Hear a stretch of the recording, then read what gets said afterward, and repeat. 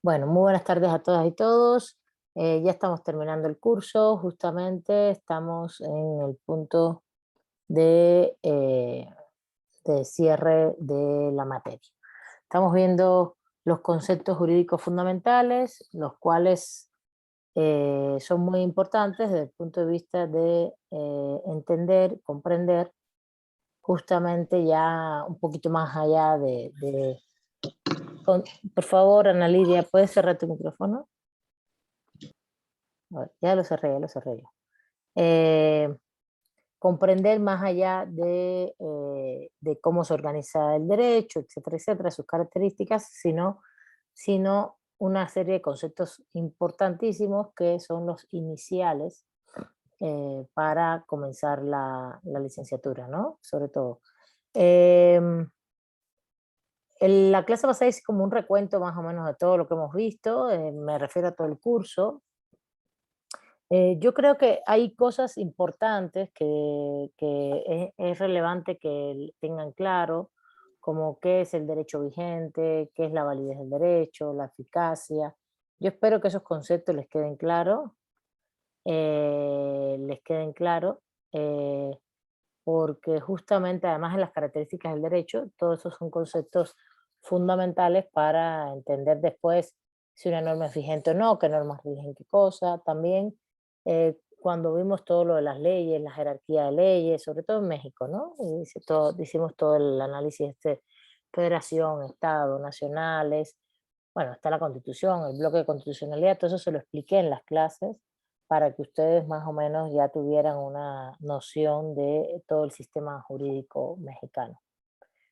En materia de cuestiones de introducción al derecho, lo único que faltaría por ver y que no va en introducción al estudio del derecho, iría en una materia que sería más bien de teoría del derecho, es las diferentes corrientes que abarcan el derecho. No sé, Ignacio por ahí un día preguntó, Ignacio Alarcón, que si es una visión de derecho natural o derecho positivo.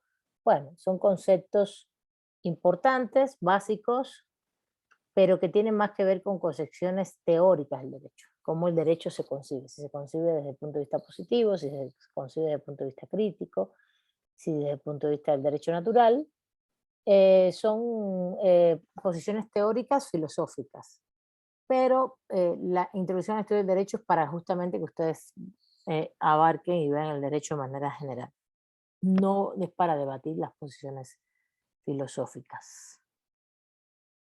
Todo esto les comento, sino para que entiendan cómo está el derecho en el medio donde estamos hoy, ¿no? Cómo se entiende el derecho, el sistema jurídico estatal mexicano e incluso cómo hay sistemas jurídicos en las comunidades indígenas, por ejemplo, cómo esto está confluyendo con redes de narcotráfico, de paramilitarismo, el comercio internacional.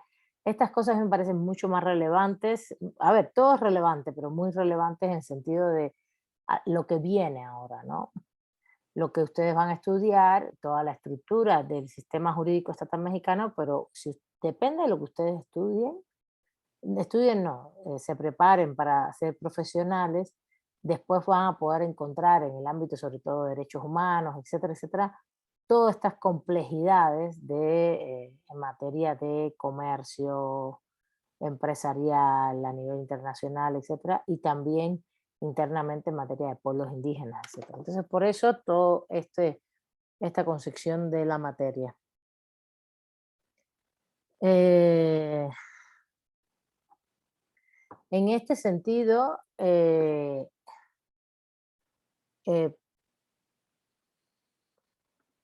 estamos viendo ya la última parte que serían los conceptos jurídicos fundamentales y de los conceptos jurídicos fundamentales vimos persona, el concepto de persona, el concepto de capacidad jurídica.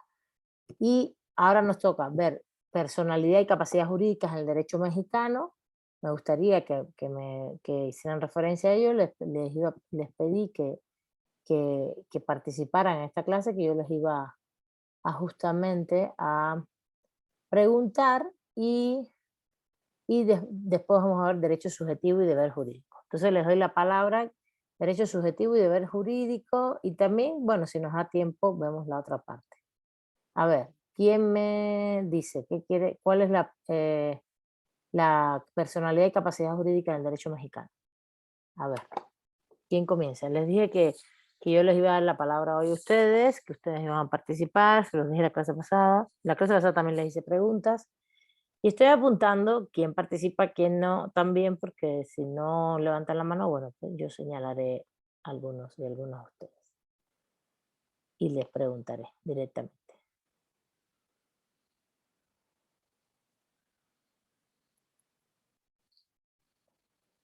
Pueden también participar por el chat. ¿Cuál es la personalidad y capacidad jurídica regulada en el derecho mexicano? Janet, adelante. Sí, gracias, profesora. Bueno, aquí en la lectura menciona que en el artículo 22 del Código Civil, para la Ciudad de México, determina que la capacidad jurídica se adquiere por el nacimiento y que se pierde por la muerte. Y también, también se refiere a la capacidad jurídica de goce. No, a la que se refiere es a la capacidad jurídica de goce. Acuérdate que hay dos capacidades, ¿no? La capacidad jurídica de goce y la capacidad jurídica de ejercicio. ¿Está bien? Adelante, sí, continúa. Ajá, y dice que, que esta, la capacidad jurídica de goce, otorga al ser humano se otorga desde el momento en el que es concebido. Y dice también, luego también menciona la capacidad jurídica de ejercicio y se menciona cómo se adquiere y aquí dice en la lectura que es por la mayoría de edad, al cumplir los 18 años. ¿Dónde dice lo de concepción? Dice. ¿Dónde dice lo de la concepción? Eso no lo dice. ¿Dónde lo dice? Bueno, yo estoy en la página 245. Porque aquí hay un recuadro, porque fíjate, aquí dice, el artículo 22 del Código Civil Federal determina que la capacidad jurídica se adquiere con el nacimiento y se pierde con la muerte. Y está hablando de la capacidad de goce, ¿no? Dice el 337 del Código Civil para la Ciudad de México, que ya no es Distrito Federal, solo se reputa por nacido al que, desprendido enteramente del seno materno, vive 24 horas o es presentado vivo ante el juez de registro civil. ¿Sí? Eso es importante porque cuando naces, cuando se entiende por nacido. Ahora, la capacidad de ejercicio se adquiere con la mayoría de edad al cumplir los 18 años, según dispone el Código Civil de la Federal, artículo 646. Esto no ha variado tanto. A ver. eh,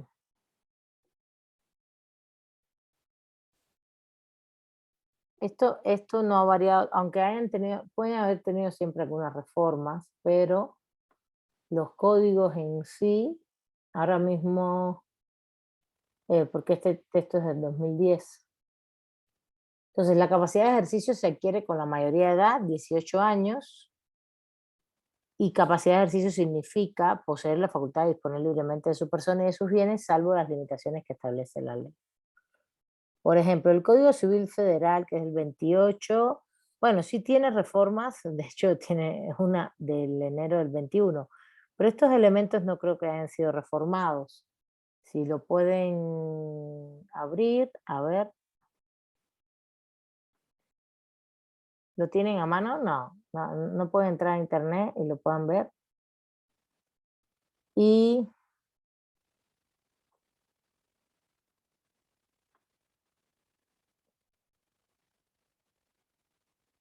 ¿lo tienen? No. Y el Código de la Ciudad de Yo sí. México. Recuerden que es como es, como es ley federal es vigente, la de los estados. Como es estatal, como es federal, también hay una a nivel de Ciudad de México. Por ejemplo, el Código Civil Federal si lo pueden bajar y siempre pueden tener reformas, pero estos elementos son como bastante cláusulas muy... en derecho se le llama cláusulas pétreas, pero no son cláusulas pétreas, se pueden cambiar, pero son de las cláusulas que casi no cambian porque es un consenso establecido ya, ¿no? De que esta es la forma.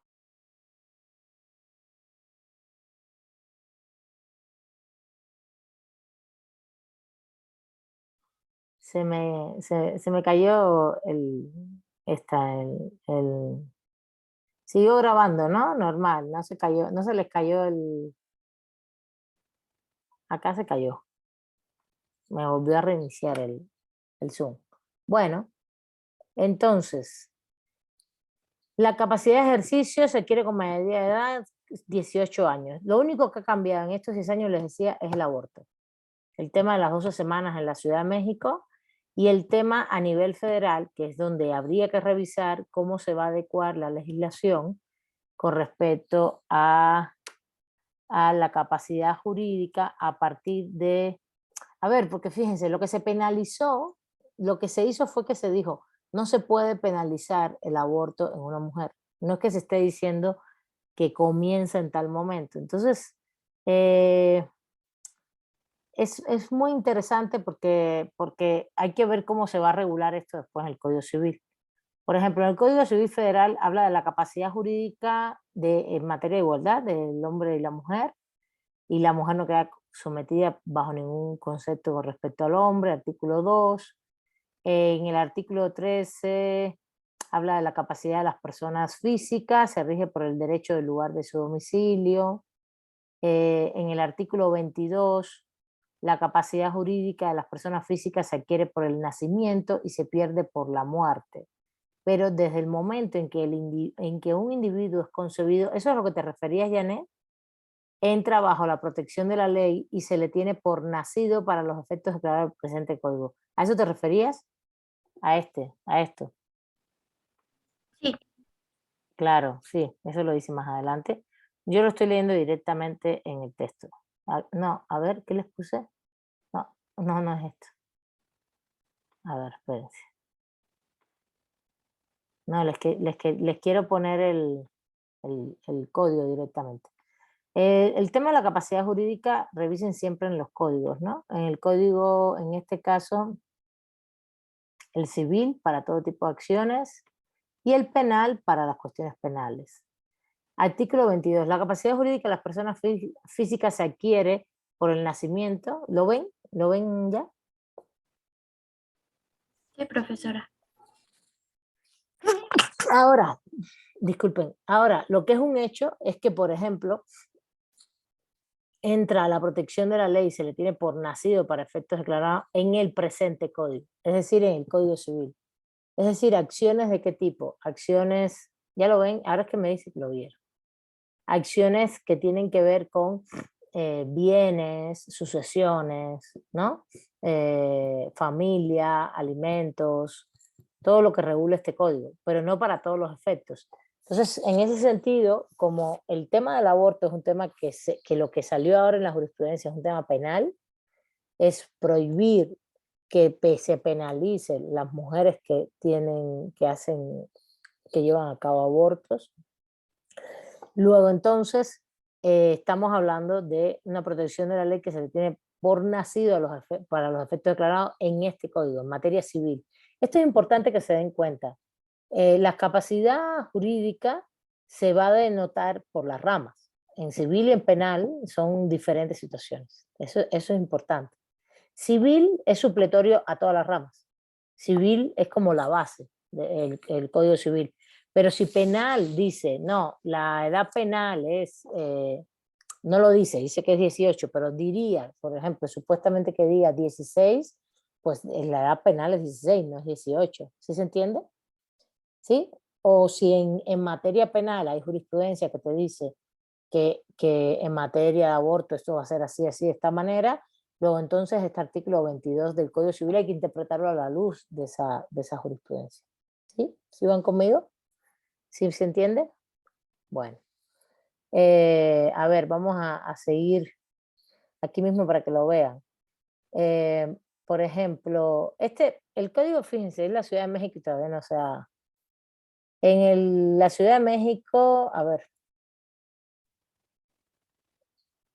este está hablando de la limitación de la capacidad legal para administrar bienes, ¿no? Ya, específicamente.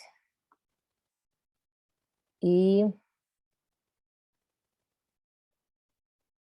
después viene toda la parte de incapacidad, que fue lo que vimos, de las personas que en un momento determinado pueden ser incapaces, y todo el tema de la tutela, etcétera. Pero bueno, no me interesa tanto, justamente, fíjense, hay un genérico de capacidad legal en el código que es capacidad jurídica, ¿vale? Bueno. ¿Entienden lo del artículo 22? A ver, quiero que tengamos... A ver, Juan, adelante. Sí, maestra, el Código Civil para el Distrito Federal en el 22 sí habla de la capacidad jurídica de las personas. Dice cuándo empezamos a adquirirla y cuándo se pierde. Pero en el 24 tal vez se esté refiriendo a lo que usted dice, a la capacidad de goce, porque ahí habla de el mayor de edad tiene la facultad de disponer libremente de su persona y de sus bienes. O sea, no habla, no está literalmente como capacidad de goce. Nada más en este artículo habla de la mayoría de edad, maestra. Sí, sí, sí. Porque de la capacidad de ejercicio.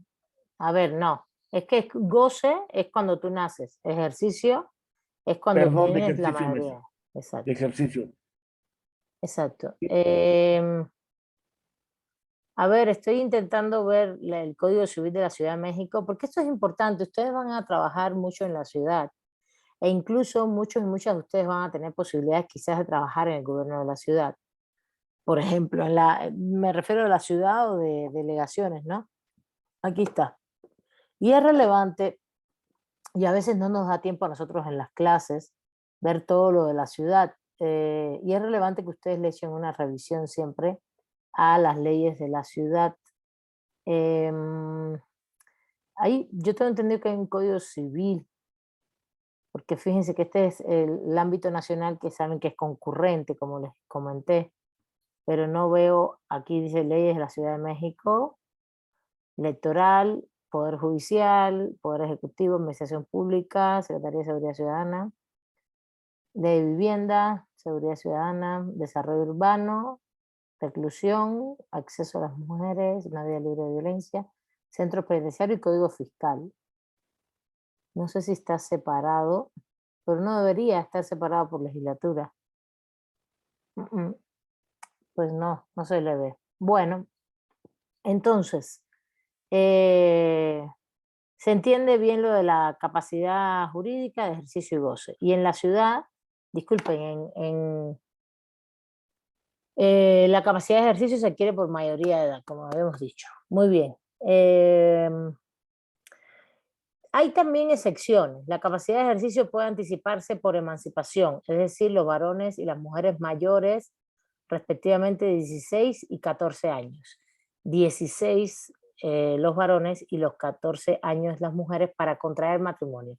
Y aquí es donde empieza la capacidad de ejercicio a tener excepciones con respecto a determinadas cuestiones. Familiar, contraer matrimonio, 16 y 14, siempre y cuando hay una autorización. La capacidad también es, y bueno, el tema de la incapacidad que ya lo vimos, y ahí está señalado en el artículo 23 y lo vimos en los códigos, en el Código Civil, en el Código Civil. Y la incapacidad puede ser natural, como ya lo habíamos comentado, por temas mentales o fíjense, la incapacidad es por temas mentales, no es porque tengas una discapacidad motriz o algo así, o física, para nada, sino mental. Que tú no puedas tomar decisiones, eso lo dimos la clase pasada, es un tema de la voluntad, de que si tú puedes reflejar bien tu voluntad, incluso hay personas que pueden tener enfermedades, a ver, yo digo enfermedades en el sentido de que están diagnosticadas en el DSM-5, ya es así se llama, el manual de psiquiatría, ya está el DSM-5. Yo me estudié incluso en algún momento el DSM-4 y ya está el DSM-5. Ha variado algunas cosas, pero y ya cada vez se perfila mejor qué tipo de diagnósticos son. Es como para una guía para psiquiatría, ¿no? De qué tipo de síntomas. Como la psiquiatría y la psicología no es son diferentes modelos y no hay nada así escrito específicamente como de leyes, ¿no?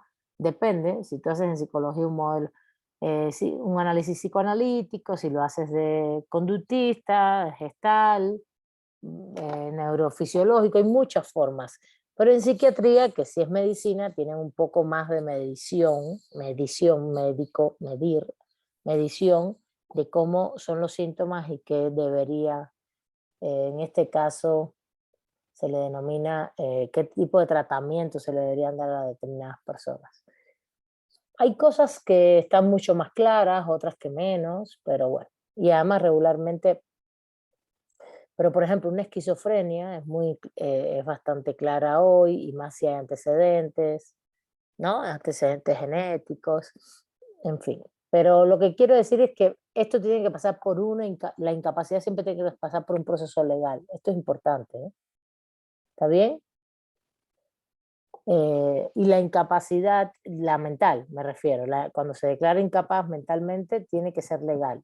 Y bueno, sabemos que hay cuestiones que tienen que ver la incapacidad porque la ley lo señala, es decir, los menores de edad, por ejemplo, eh, porque la ley lo señala por disposición de la ley, por ejemplo, los menores de edad, o que eso que se le llama como naturalmente, o sencillamente porque ha sido declarado por vía civil, un procedimiento. ¿Está bien? ¿Alguna duda sobre eso? Y esto hay que declararlo, porque tú no puedes, porque si no, esto puede ser, sobre todo en materia de bienes y comercio, puede ser un problema, porque tú dices, no, mi abuela tiene incapacidad. Bueno, ¿y quién lo dice? No, yo lo digo, y ella puede. Entonces, ¿es incapaz para qué? Para hacer un testamento. Esto es muy complejo, por eso está también regulado también, ¿no? Mayores de edad disminuidos o perturbados de su inteligencia, ¿cómo se llama? Pero eso hay que declararlo, no puede ser cualquier cosa, no puede ser que yo digo, ay, mi abuela no puede hacer tal cosa y punto, ¿no? Un momentito, por favor.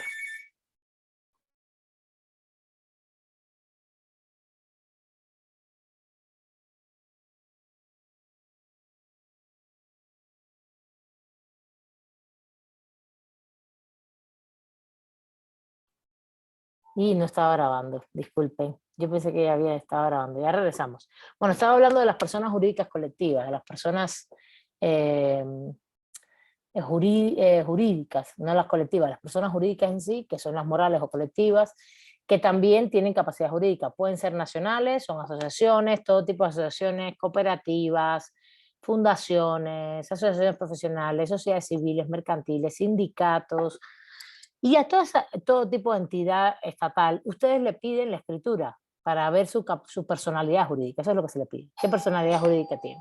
¿Vale? Ya regreso. De nuevo. Entonces, y que las extranjeras también tienen este estatus, ¿eh?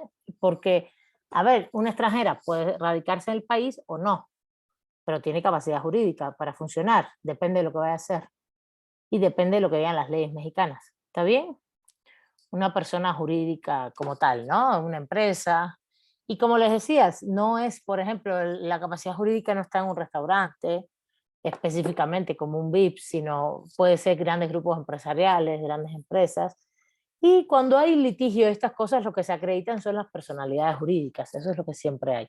¿Cuál es su personalidad? O cuando se van a hacer transacciones, ¿no? Acreditar personalidad jurídica, así se le denomina. Bueno, ¿alguna duda hasta ahí?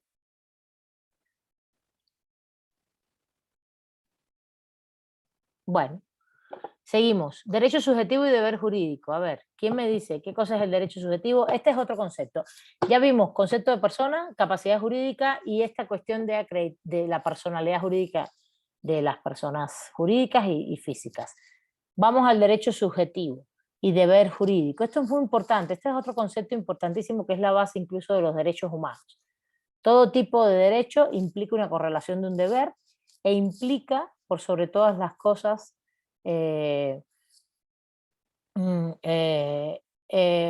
una relación de bilateralidades, incluso de trilateralidades.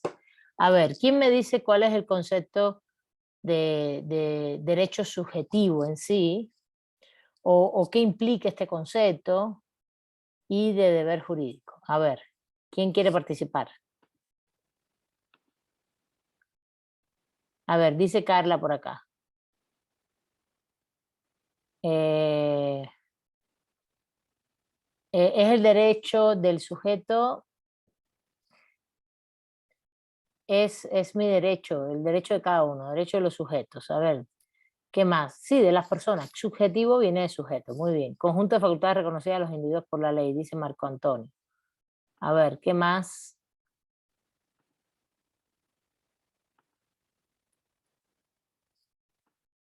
¿Qué más? Ustedes no están leyendo las clases, ¿no? No están leyendo para las clases, es mínimo lo que tienen que leer. Y ni eso.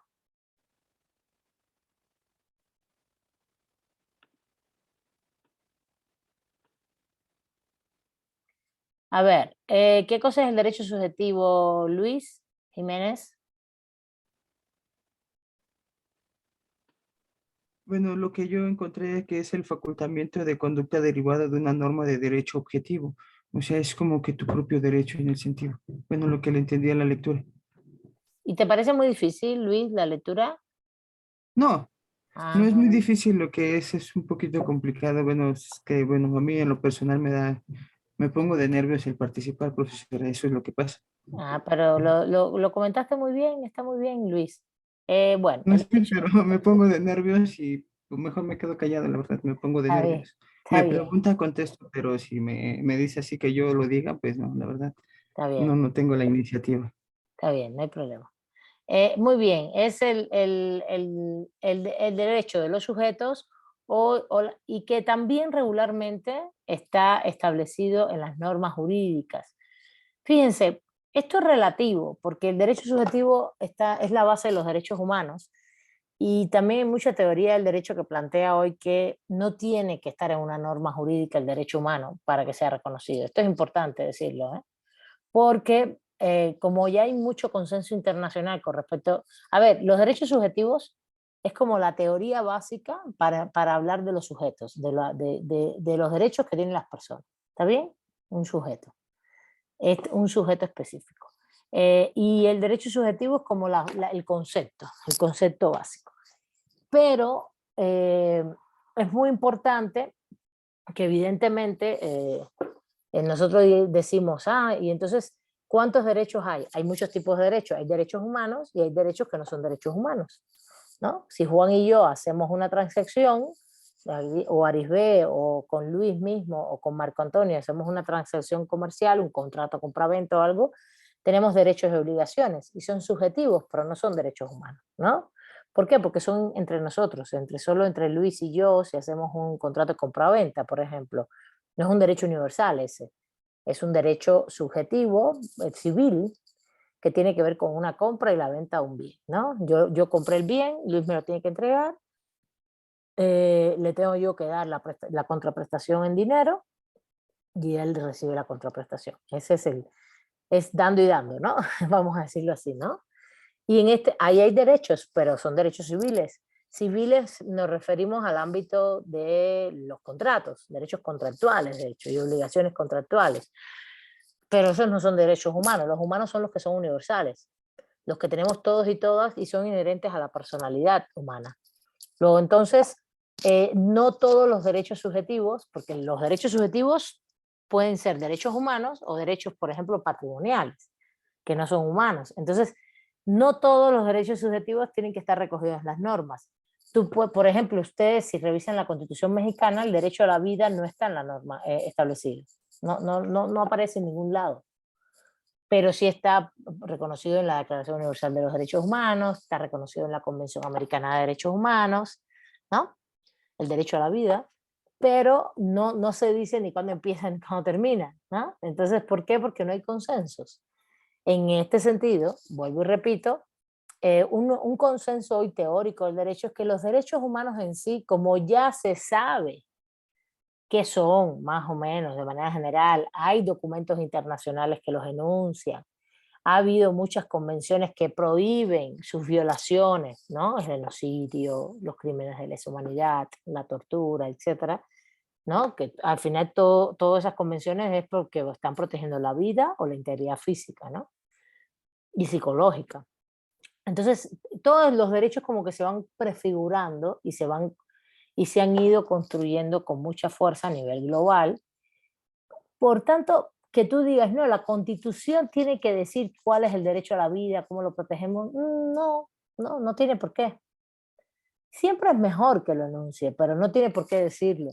Y por ejemplo, donde se infiere en la Constitución mexicana que protegemos la vida es porque se prohíbe la pena de muerte, ¿no? ¿Está bien? Para que ustedes hagan una analogía. Ahora, la base de los derechos humanos son derechos subjetivos, pero también la base de los derechos patrimoniales, que no son derechos humanos, son también subjetivos. ¿Está bien? ¿Sí? ¿Entienden la distinción? Estoy haciendo una distinción muy rápido, no me quiero meter mucho ahí porque no es objetivo de la clase, que los derechos humanos son inherentes a la personalidad humana, no pueden ser, por ejemplo, vendidos, alienados, enajenados, ni mucho menos. Esos son los derechos humanos, porque son bienes que son indispensables para la vida e inherentes a la personalidad. La vida, la integridad física y psicológica, las libertades, la alimentación, la salud, la educación, la cultura. ¿Está bien? ¿Sí? El ambiente. ¿Van conmigo? Los laborales, ¿no? Y también hay derechos humanos específicos, ¿no? Determinados grupos. Los pueblos indígenas tienen específicamente algunos derechos vistos para ellos y son derechos humanos. Los campesinos también, por el tema de la tierra, que son derechos humanos en función de los grupos. ¿Está bien? Bueno, a ver, dime, Juan. Esos son los derechos humanos. Los patrimoniales son todo tipo de acción comercial que nosotros hagamos, mercantil, comercial, etcétera, que siempre es entre personas, entre dos personas, entre tres, entre cuatro, entre cinco, pero no es universal. Esa es la gran distinción, que no son universales. Que es una relación entre nosotros, entre los que quieran hacer una compraventa, una donación, un préstamo, una fianza, y ahí hay sujetos determinados. Eso no es universal y no es inherente a la vida eso. Tú puedes hacer una compraventa o no, puedes hacer un préstamo o no, ¿sí? Esa es la gran distinción, es una distinción teórica de naturaleza jurídica. Por tanto, los derechos humanos se protegen de una manera y los civiles, en este caso los patrimoniales de otra. A ver, Juan, te doy la palabra. Maestra, a mí esta parte de lo que habla el texto de lo que son los derechos subjetivos, a mí me causó un conflicto. Ok, usted me lo está diciendo muy sencillo. Los derechos subjetivos son los propios del sujeto, los inherentes al ser humano, que por el solo hecho de ser humano tiene derechos.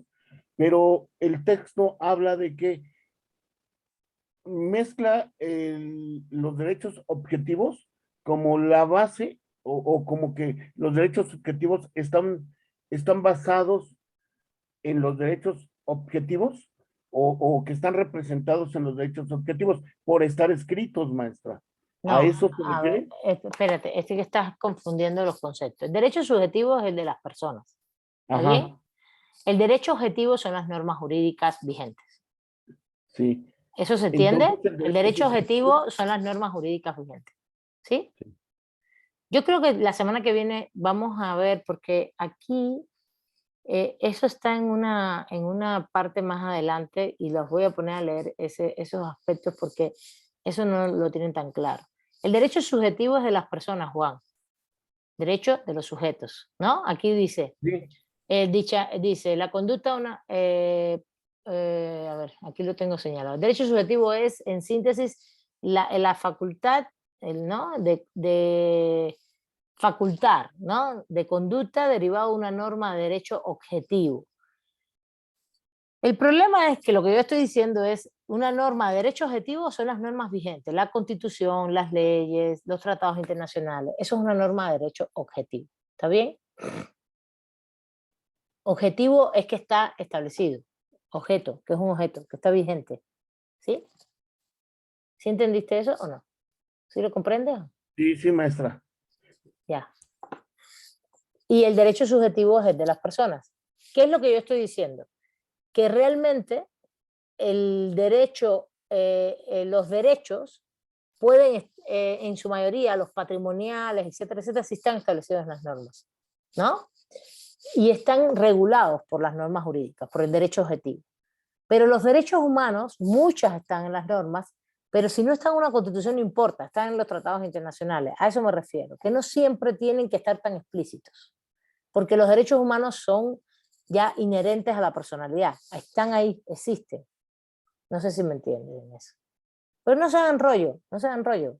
De todas maneras, para el sistema jurídico mexicano, tienes el artículo 1 constitucional que te dice que todos los derechos humanos de esa constitución están protegidos por ella y por todos los tratados, y además de todos los tratados internacionales suscritos por México. Y México tiene suscritos todos los tratados internacionales, así que no se hagan rollo.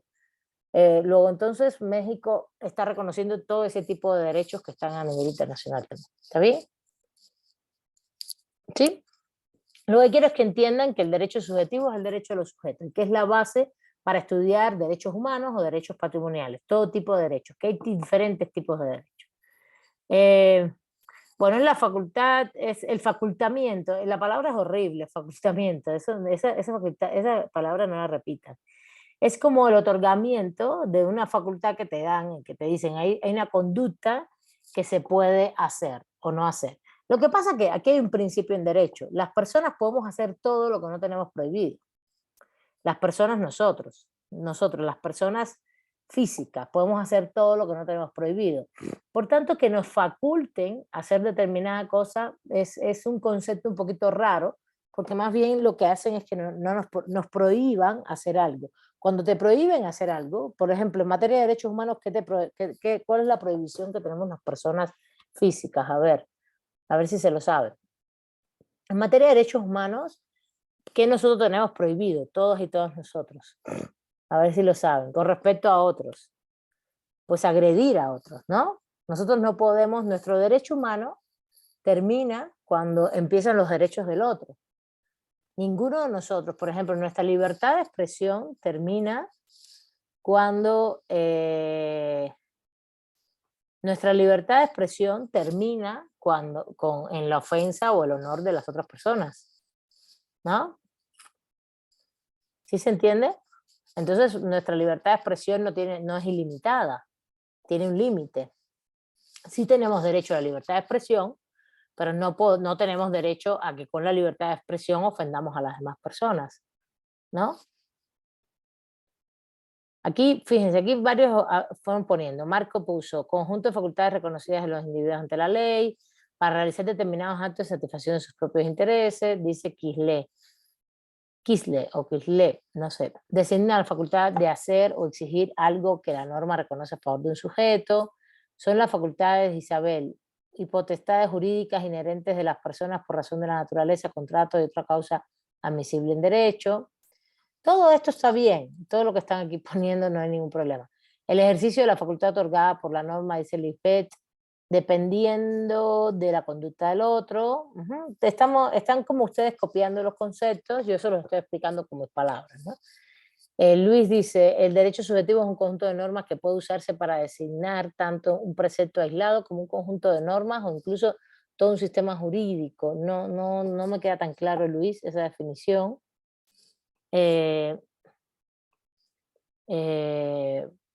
Pero entonces, lo importante es si el derecho subjetivo es, en síntesis, una regulación de conducta, ¿no? En las normas, o es inherente a nuestra personalidad, porque yo soy de las que afirma que el derecho subjetivo también es la base de los derechos humanos.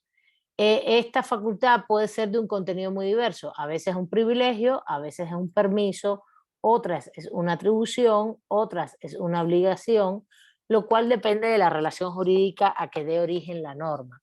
Parece pues oportuno resumirlo bajo la idea de facultamiento. Sí, vamos a dejarlo así, pero un privilegio,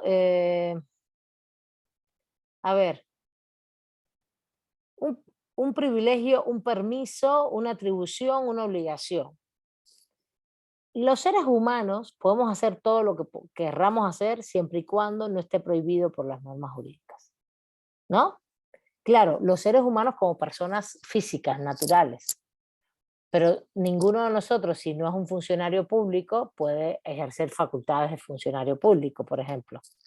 Y ya ese es otro rango, otro momento.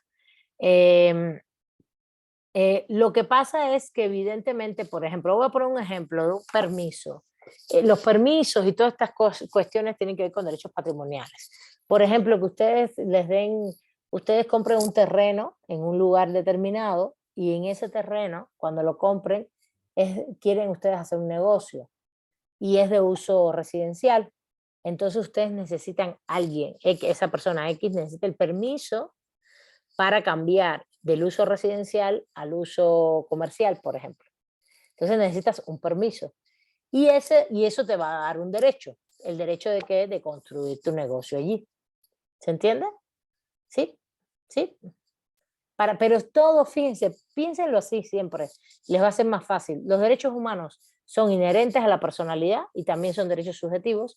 Y los derechos patrimoniales son los que se mueven en las relaciones jurídicas, depende de lo que esté establecido en las normas y depende de lo que uno haga.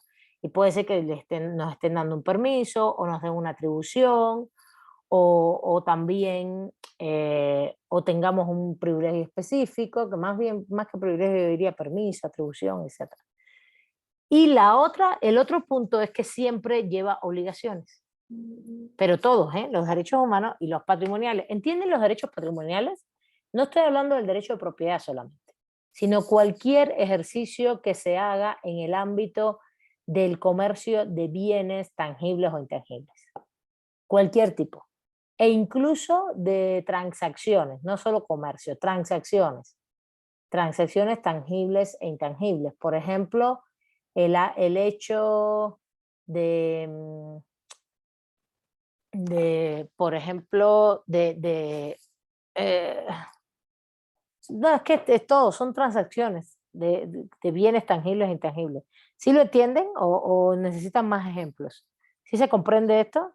Y se comprende que hay una distinción, que los derechos patrimoniales como que se van realizando en la medida en que uno pueda hacer determinadas cosas. Por ejemplo, voy a comprar el pedazo de aire que está arriba de donde yo vivo. Eso no existe. Tú no compras un pedazo de aire, porque no es un bien jurídico que puede ser objeto de compraventa. Luego, entonces, eso no está aceptado en las normas. ¿Está bien? ¿Sí se entiende? Entonces, por eso se habla de normas de derecho objetivo, Juan.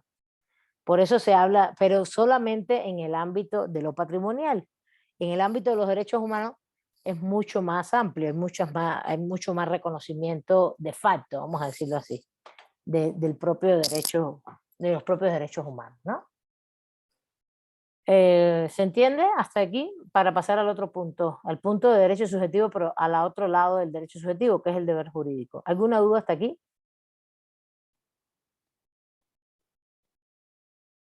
No, profesora. Bueno, que les quede claro que el derecho subjetivo es la base conceptual de todo el derecho para las personas, de los derechos, de las atribuciones que tenemos, ¿no? Incluso de permisos, etcétera, etcétera, es la base. Y que estos pueden ser humanos o patrimoniales, ¿ok? Y los humanos no son patrimoniales, ni los patrimoniales son humanos, ¿está bien? No, el problema no es la propiedad de la vivienda, el derecho humano es a la vivienda y bueno, la propiedad es un elemento procesal del comercio del jurídico, ¿no? Ahora, ¿cuál es el otro elemento importante del derecho subjetivo? Es que todo derecho subjetivo lleva en correlación un deber jurídico. Eso es muy importante, eso es muy, muy relevante en materia jurídica. Y no se pierdan con eso. Siempre es así. Siempre ha sido así. Por tanto, tenemos deberes jurídicos tanto en los derechos humanos como en los derechos patrimoniales. El deber jurídico en los derechos humanos es no afectar el derecho de los otros y las otras.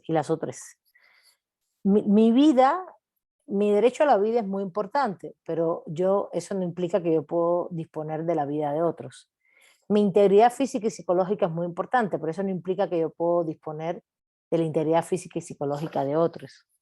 ¿Está bien? La libertad, y todos tienen el límite del otro, de la otra, el que está enfrente. E incluso hay más límites en las regulaciones constitucionales e internacionales.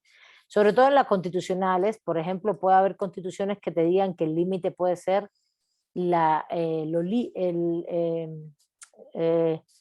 el comportamiento lícito. Ahorita vamos a ver sanción e ilicitud también, ¿no? Sanción e ilícitos. Vamos a verlos. Tú no puedes hacer algo ilícito porque estás protegiendo tu derecho humano, no. El ilícito puede ser desde un delito, no, pues yo me protejo mi derecho a la vida y mato a los otros, no, a no ser que sea en defensa propia, eso está establecido en el derecho penal, ¿no? Y ven que hay una correlación de lógica en el derecho, todo es lógico, tiene mucha lógica. Derecho, deber, ¿no? En los derechos humanos se ve muy lógico. Por ejemplo, tú vas a satisfacer tu derecho a la vivienda, pero eso no implica que por satisfacer tu derecho a la vivienda le vas a quitar el derecho de vivienda a otra persona, ¿sí? Porque además no solo puedes quitar, lo puedes obstaculizar. Por ejemplo, bueno, el límite de tu derecho humano es el respeto de los derechos humanos de los otros, ¿está bien? Y ese límite está muy vinculado a la cuestión lícita, ¿no? A no cometer delitos, a no cometer actos también ilícitos que no son delitos, que pueden ser administrativos, en fin, o civiles, ilícitos, depende del área. Bueno, también en los derechos patrimoniales, enfrente siempre vas a tener un deber jurídico. Por ejemplo, un contrato. Todo contrato es bilateral, o trilateral, o de 4 personas, de 5, pero siempre hay 2 personas. Siempre hay 2, mínimo 2. Luego, entonces, siempre hay derechos y obligaciones. ¿Está bien? ¿Dónde ustedes van a ver esto? Bueno, cuando empiecen civil van a ver que hay derechos, hay personas, les van a volver a dar el concepto de persona, les van a explicar bien cómo está establecido en el derecho civil, todas las excepciones que hay, un poquito lo que vimos hoy, un poco más profundo, y les van a decir los tipos de personas que hay también, y de ahí les van a decir, bueno, son sujetos de derechos y obligaciones. Siempre hay derechos, siempre que hay derechos hay obligaciones, y es el deber jurídico. Y esta es la base, esta es una de las bases de la característica del derecho que es de la bilateralidad. El derecho es bilateral siempre es bilateral. El derecho no es para con uno mismo solamente, sino para con respecto a otros y otras. ¿Está bien? Bueno, si tienen alguna duda, levanten la mano, con gusto se las doy. Bueno, ya dije lo bilateral.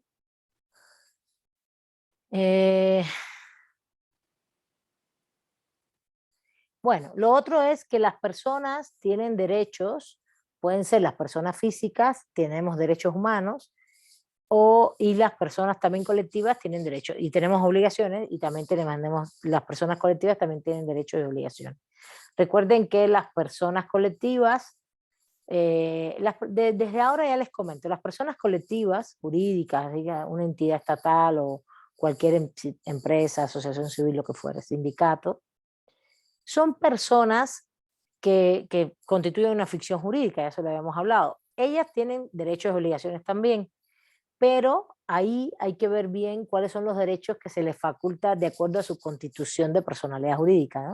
¿Qué son ellos? ¿Para qué están construidos? No es lo mismo un sindicato que una AC, una asociación civil, ¿no? No es lo mismo una sociedad de responsabilidad limitada, que regularmente tiene que ver con cosas comerciales, que una sociedad anónima, que regularmente es una sociedad también comercial, con fines económicos, que una fundación, que es una asociación civil, AC,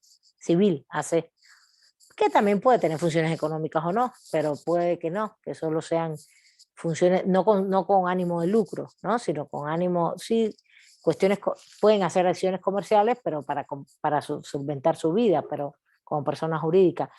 Un sindicato que tiene una función muy específica y que también tiene funciones económicas internas.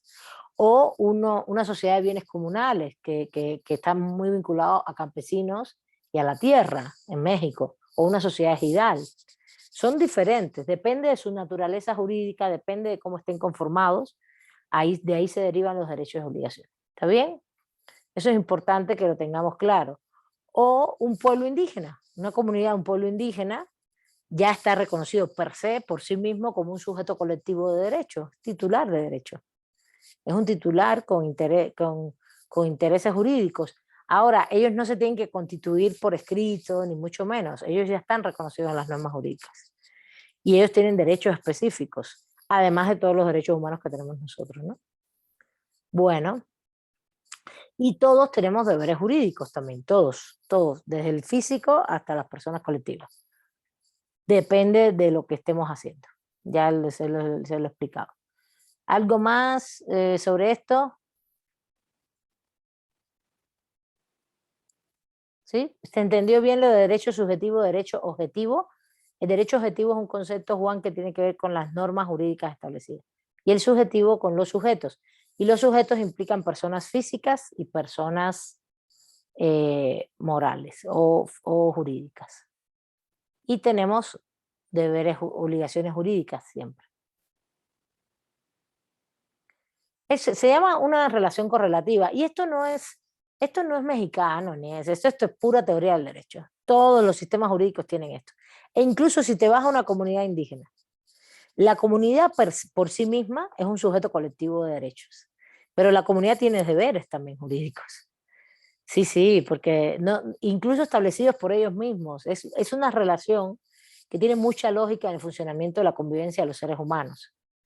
Si tienes un derecho, siempre lo disfrutas, pero siempre va a haber o límites o siempre va a haber una correlación con deber. Por ejemplo, las comunidades indígenas, para que sepan, de acá en México, en casi toda América Latina, cuando tú revisas, tienen mucho esta acción de que, bueno, la comunidad por sí misma tiene derechos al disfrute de su tierra, territorio, de sus recursos naturales, de decidir cómo se organizan políticamente, jurídicamente, económicamente, de tomar todas sus decisiones de vida, que implica la política, el derecho, la economía, pero a la vez tienen el deber como comunidad de sustentarse, ¿no? De sustentarse y de organizarse. Cuando se organizan, siempre van a generar derechos y deberes. Por ejemplo, para las comunidades aquí es muy importante el proceso del tequio, que es los procesos que hacen, sobre todo de tequio, es para, por ejemplo, hacer como organización de la comunidad, limpieza, actos de limpieza y fiestas también, actos de limpieza, procesos productivos, hacen como toda una serie de organizaciones, producto de sus propias nociones culturales, depende de cada comunidad, y regularmente a todo ese proceso, por ejemplo, de limpieza, organización que hacen, le siguen fiestas, ¿no? Y todo el mundo tiene, sí, es un derecho que tienen de ellos disfrutar su cultura como ellos entienden, pero a la vez entre ellos mismos generan los deberes de cómo hacerlo. Entonces es muy interesante porque esto es universal, esto no es, e incluso en los sistemas anglosajones es igual, no hay derecho por un lado y no hay obligación, no, en los sistemas anglosajones esto funciona igual. ¿Está bien? ¿Alguna duda hasta ahí?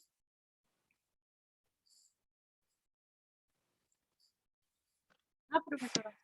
Gracias. Bueno, se llama derecho subjetivo, deber jurídico, ¿vale? Y derechos derechos y obligaciones, que es como ustedes lo van a ver en civil. ¿Está bien? Bueno, aquí ponen ejemplos, ¿no? Del privilegio. Por ejemplo, una persona que tiene la propiedad de un inmueble se dice que goza del privilegio de entrar y salir del inmueble cuando le plazca, posee esa facultad derivada de un derecho subjetivo. Bueno, es tu vivienda. Yo diría que es más bien tu domicilio. En tu domicilio, porque no tienes por qué tener la propiedad, puedes también tener el uso y disfrute porque lo rentas, o sencillamente el uso y disfrute porque has vivido ahí toda la vida y es de tu familia, ni lo rentas ni tienes la propiedad. Hay un sentido consuetudinario de permanencia. Por eso los ejemplos del autor, a mí este autor me parece muy bueno, inteligente en sus planteamientos, en sus textos, pero los ejemplos se me hacen tan siempre reducidos y muy patrimonializantes, ¿no? Entonces, bueno, tú tienes el derecho, y eso es un derecho humano, el derecho humano a tener una vivienda y a tener, e incluso a tener un lugar, un domicilio por ti mismo. Por eso hay un delito que se llama invasión de domicilio, que está prohibido. Por eso nadie puede entrar a tu casa, sí, pero no es un tema de propiedad, no tiene que pasar por la propiedad. Nadie puede entrar a tu casa sin orden judicial, sin permiso, ni mucho menos. Entonces, eso te dice, es un privilegio. Bueno, sí, es un privilegio inherente de tu derecho humano, ¿no? Que no es la propiedad que estoy diciendo, no estoy diciendo el de domicilio, el de la vivienda. El deber jurídico está a cargo de todos los demás, es decir, de quienes tienen en este caso el no derecho de propiedad. Vuelvo y repito, que no es su domicilio. Si no es tu domicilio, no puedes pasar. Si no es tu espacio, no puedes pasar. Entonces, tu deber jurídico es el de abstenerte a pasar. Ya eso lo expliqué ahorita, ¿no? El límite con respecto a los otros, si es un derecho humano. Y bueno, y si es propiedad y es un inmueble que nadie reside en él, pero es propiedad de Juan, bueno, pues nadie debería tener el derecho de invadirlo, de meterse, ¿no? Porque es propiedad de Juan, buscándolo dentro del derecho patrimonial.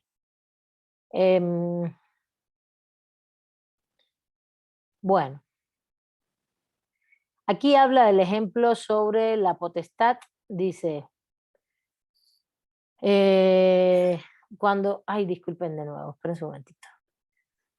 Entonces,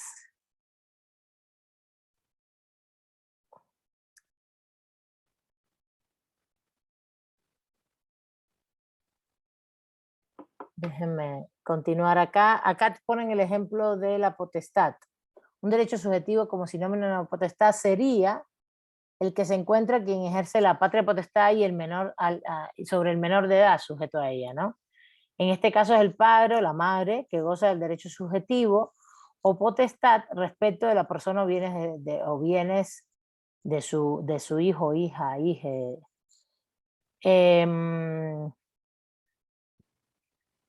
A ver, sí, es una potestad porque no todo el mundo tiene, a ver, no es universal que todos tengamos patria potestad, eso solo depende si tienes un hijo o una hija o un hije, como lo querramos nosotros también llamar, porque puede ser, digo hije no de moda, sino en sentido neutro desde el punto de vista de orientación sexual.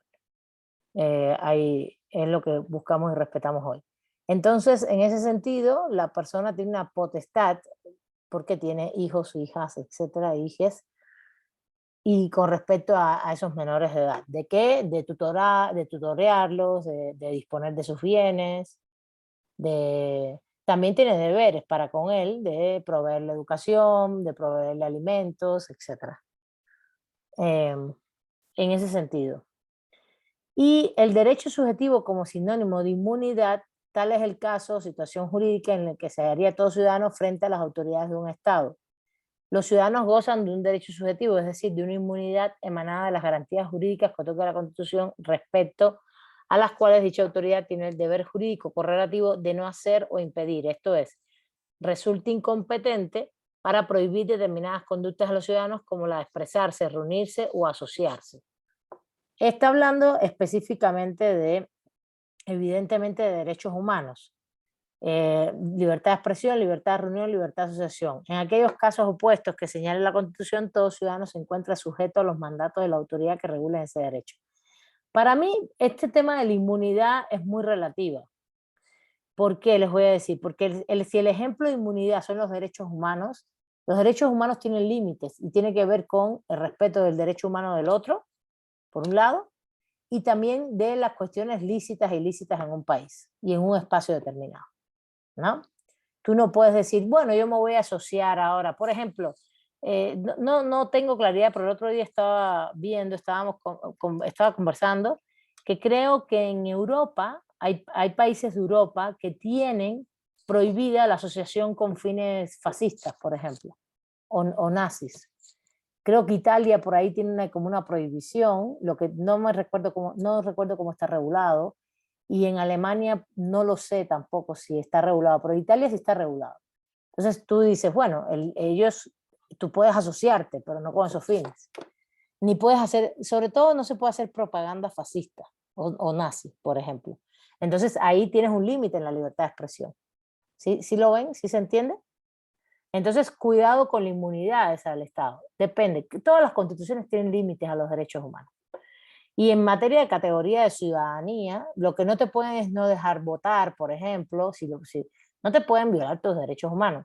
Pero si una persona está recluida, también puede tener en la sanción, por ejemplo, ¿cómo se le llamaría? Un límite al voto, a su ejercicio de derechos políticos, muchas veces lo limitan. Cosa que no estamos de acuerdo, pero sí está establecido en casi todos los países. ¿Está bien? Bueno. ¿Alguna duda de este?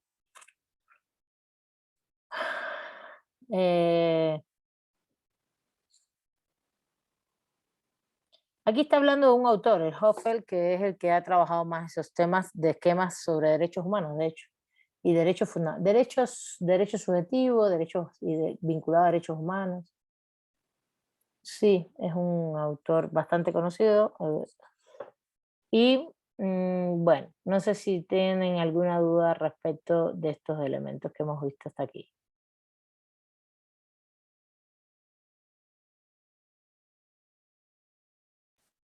No nos da tiempo a dar todo con detalle en todas las clases, pero todo va a ir a examen, ¿eh? Todo lo que está expuesto, si tienen alguna duda, si ya leyeron, ahora mismo expónganlo. Aquí refieren a varios autores, a Kelsen, a García Maínez, cómo ellos exponen estos temas, específicamente, cómo ellos tratan el tema del derecho subjetivo. La verdad, todos los teóricos del derecho tratan este tema, de derechos subjetivos, deberes jurídicos. Hay quien lo establece más vinculado a la norma jurídica, hay quien lo establece, depende, si hablas de derechos humanos inherentes a la personalidad. Y después hablan de correlaciones lógicas, ¿no? Por ejemplo, si nosotros todos y todas tenemos derecho humano a la vida, en casi todos y todos los espacios está prohibida la pena de muerte, está prohibida la pena de muerte, no, hay un delito de prohibición, los delitos son prohibiciones, que implican que no se puede agredir la vida, ni tampoco la integridad física y psicológica de ninguna persona, ¿no? Ni su intimidad, por ejemplo, que es parte también uno de los subderechos de la vida y de la integridad física y psicológica, ¿no? Que tienen que ver con la violencia sexual, por ejemplo. Entonces, cuando vas mirando todos esos derechos, siempre hay una correlación de deber jurídico, pero también hay otras correlaciones lógicas, como delitos que prohíben la afectación de esos bienes jurídicos, por ejemplo, ¿no? Y eso lo van a encontrar mucho. El derecho tiene una sistematicidad como bastante lógica en materia de derechos, deberes jurídicos, quiere decir derechos, obligaciones y prohibiciones también. ¿Por qué? Para proteger pues, lo que hemos considerado humanamente en la historia de la humanidad que debe ser protegido, ¿no? La vida, las libertades. Y también el comercio, la vida mercantil, porque económicamente tampoco tú puedes ir por la vida generando, por ejemplo, una empresa, un negocio y que lo pierdas todo porque alguien te estafe o porque alguien te robe. No, también en eso tiene que haber protecciones y tiene que haber regulaciones y por eso también hay delitos, ¿no? Tanto en los derechos humanos como en los patrimoniales. Bueno.